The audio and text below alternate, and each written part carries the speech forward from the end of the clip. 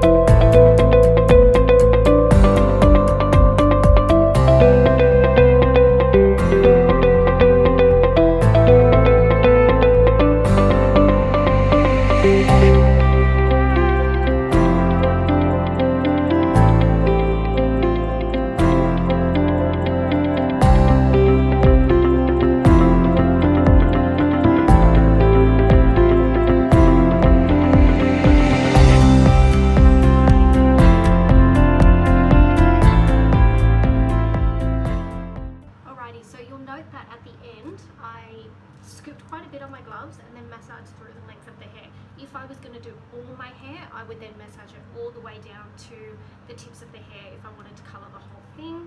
I was also massaging into my scalp before I tied it up. I do that just to make sure that if there's any grey, white, regrowth, any type of discoloration of your hair that you want to cover, that you're making sure to massage that in and really cover it and give it a good coating. And then I tied it up. Now I do have a balayage at the end, at my ends of my hair. I'm not overly fussed if I get colour on that. I find that it kind of adds to it with respect to having all the balayage of the colour. I can get away with that though because I do have very curly hair. If you do have straight hair, what I would actually recommend is using some clips. I actually don't have any clips on me, but clip it up, tie it up and keep it away from the hair dye if you are trying to protect your balayage, because you don't want the colour to run if you have very straight hair. Like I said, mine's curly, I can get away with it, so I'm never that fussed about wrapping it up into a bun and just letting it do its thing. Now I'm going to cover my undercut and then I'm going to be all done.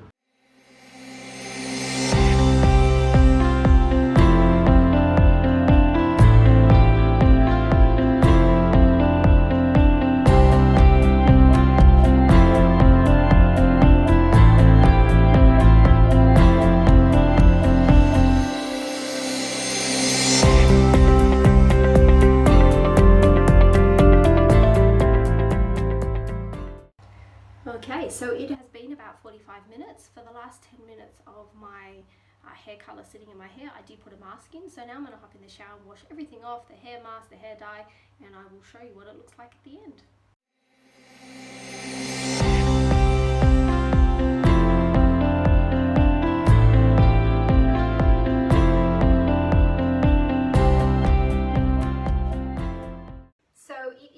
Morning, and you can see my hair is dried really well after using that hair color. I'll try and get in. You can see that it has blended really well with my natural tone.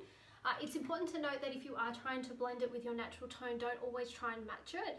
Sometimes it's better to actually go a shade lighter.